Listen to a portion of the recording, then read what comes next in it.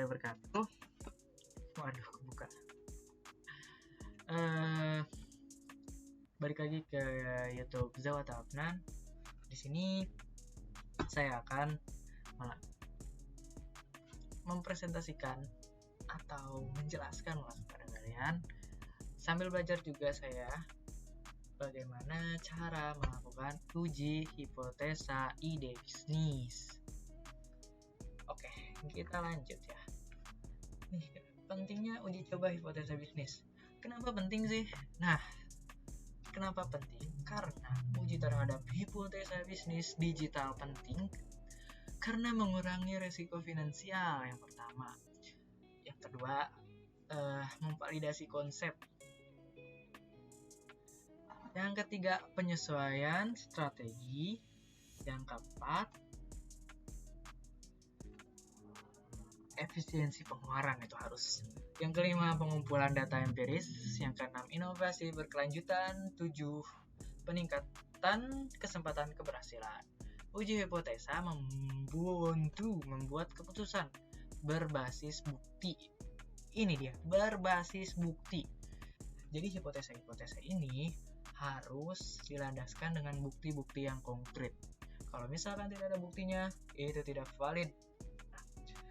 Meningkatkan efisiensi dan mengurangi resiko dalam pengembangan bisnis digital. Oke, kita lanjut saja ya ke selanjutnya.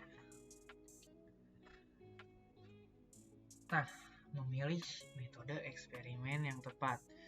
Jadi, hipotesa ini nanti kita akan eksperimenkan.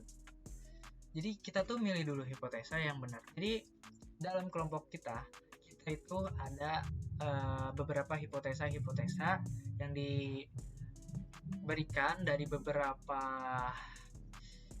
orang yang sudah kita wawancarai. Nah, kita menyimpulkan dan itu menjadi hipotesa setiap individu dan dipilih secara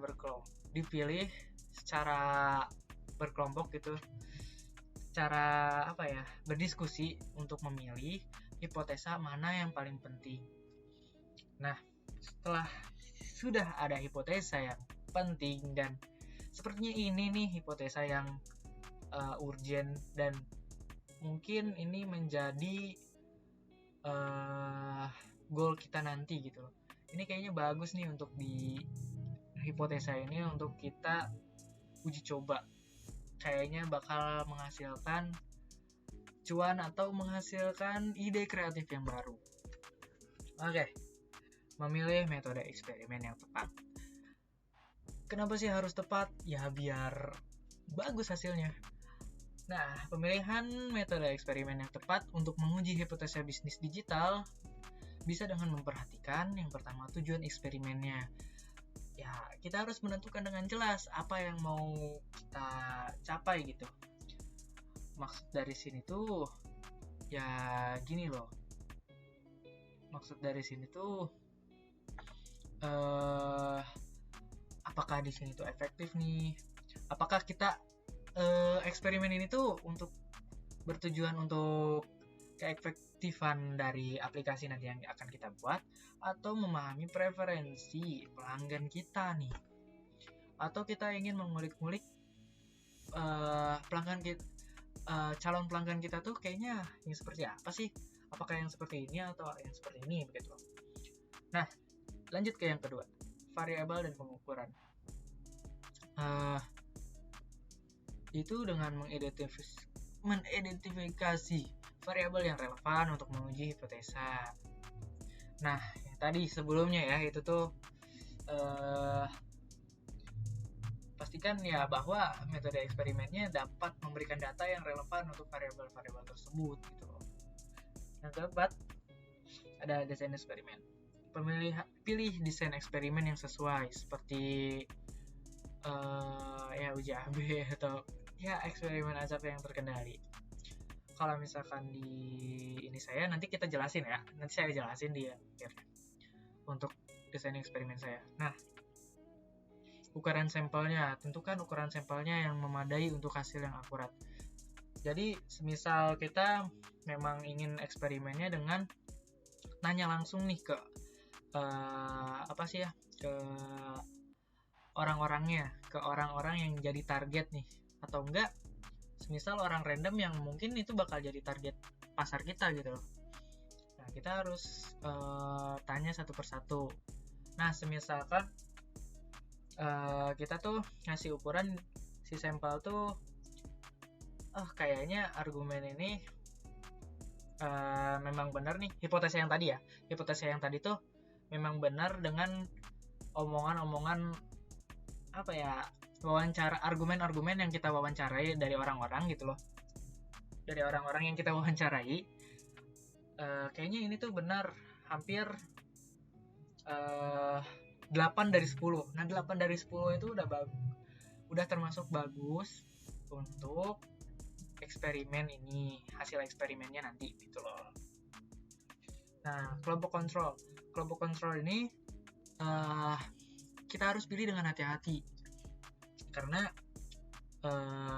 jadi kita tuh mau milih orangnya yang kelompok-kelompok yang seperti apa nih. Misalkan makanannya makanan apa, yang seafood, fast food atau enggak yang lama masaknya. Nah, kalau misalkan perusahaan kita itu atau startup kita itu menyediakannya yang fast food, maka kita harus cari orang-orang yang terlihat ingin makan fast food atau yang cepat-cepat lah, seperti kerja kantoran, terus habis itu kerja di pokoknya yang membutuhkan tenggat waktu yang cepat gitu loh. Nah, oke, lanjut ke yang 7, teknologi dan alatnya. Nah, menggunakan teknologi alat itu maksudnya ya menggunakan komputer dan lain-lainnya. Terus habis itu mencoba pretesting atau lakukan uji coba kecil sebelum eksperimen penuh nih, mengidentifikasi. Jadi pretesting ini lebih ke kita bikin dulu aplikasinya, atau kita buat dummy-nya dulu dan kita tes nih ke orang-orang yang memang tadi kita tanya apakah memang bisa memuaskan apa enggak. Setelah itu evaluasi hasil. Kalau memang hasilnya memuaskan, kita ambil tindakannya nih, langsung kita eksekusi berdasarkan temuan yang sudah dari eksperimen kita tadi, hasil eksperimen tadi. Yang ke-10 itu iterasi dan pengembangan. Maksudnya itu setelah kita udah tahu nih rumusannya nih, ya kita lanjutin ke pengembangannya gitu. Oke, di sini adalah metode yang saya pilih. Yang pertama itu saya menggunakan metode search trend analysis untuk uji hipotesis yang melibatkan analisis tren pencarian online untuk mendapatkan wawasan tentang minat atau perilaku pengguna terhadap suatu topik atau kata kunci. Nah, di sini ada berikut langkah-langkahnya nih untuk melakukan uji hipotesis dengan metode search trend analysis. Yang pertama, pilih platform pencarian. Yang kedua, langsung aja ya. Yang kedua, tentukan variabel dan hipotesisnya. Yang ketiga, gunakan alat analisis tren pencarian. Maksudnya itu ya menggunakan Google Trends dan yang lain-lainnya. Yang keempat, atur parameter waktunya. Kita sesuaikan parameter waktunya itu ya di 2003 atau 2002 atau 2021 sampai 2023 gitu. 2021 sampai 2022. Jangan terlalu lama juga. Kalau misalkan terlalu lawas ya datanya kemungkinan validnya dikit gitu. Yang kelima, eksplorasi data dan grafik. Nah, kita lihat nih datanya itu ya, karena kan tiap tahun tuh berganti ya yang tadi itu. Makanya untuk parameter waktu itu juga wajib banget gak terlalu lama juga, yang relevan lah, periode yang relevan. Nah, di data dan grafiknya nanti menghasilkan data dan grafik yang memang bagus gitu loh, yang nanti tuh memperlihatkan perubahan minat dari para pengguna itu terlihat gitu polanya. Nah, yang keenam, identifikasi puncak dan penurunannya, ini penting juga. Yang 7, bandingkan dengan variabel lain.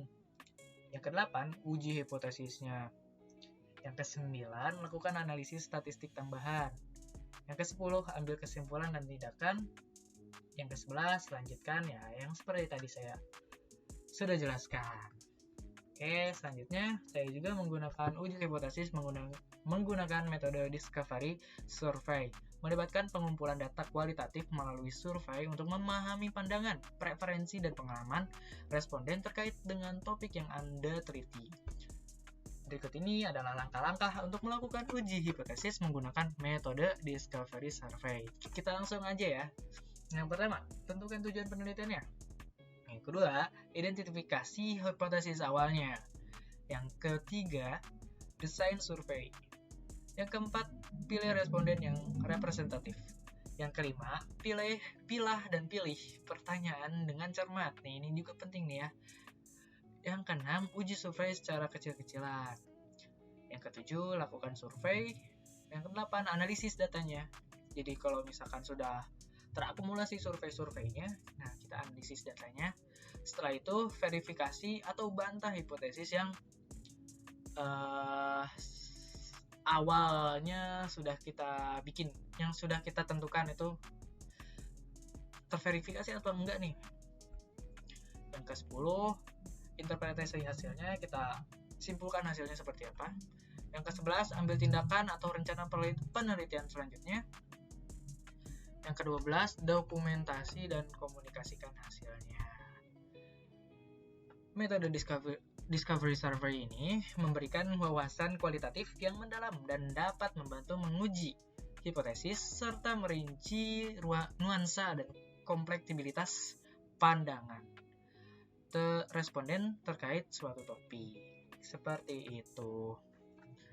Terima kasih. Mungkin itu saja ya. Pasti ada kekurangannya dan saya mohon maaf bila itu ada kekurangan, karena itu datangnya dari saya dan saya masih belajar. Kelebihannya yang memang bisa didapatkan itu dari Allah Subhanahu wa taala. Terima kasih sudah menonton. Wassalamualaikum warahmatullahi wabarakatuh. Ciao.